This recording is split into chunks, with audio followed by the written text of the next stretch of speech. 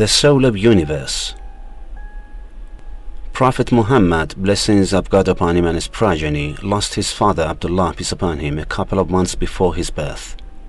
His mother Amina, peace upon her, also left the mortal world when he was still a child of hardly 6 years. He was thus an orphan on both sides.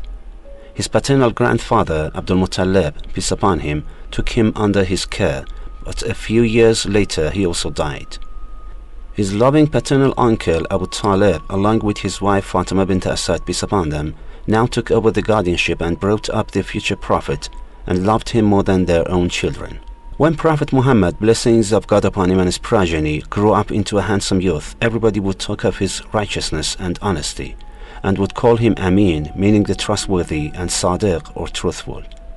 At the age of 25, he married Hazrat Khadija, peace upon her, who was very pure and spotless lady and was also known as Malikatul Arab because of her wealth.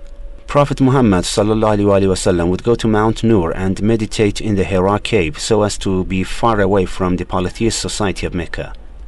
At the age of 40, while he was in worship, the archangel Gabriel appeared to him and gave him tidings of prophethood. The first ones who immediately believed his mission were his young cousin Imam Ali and his loyal wife Hazrat Khadija, peace upon them.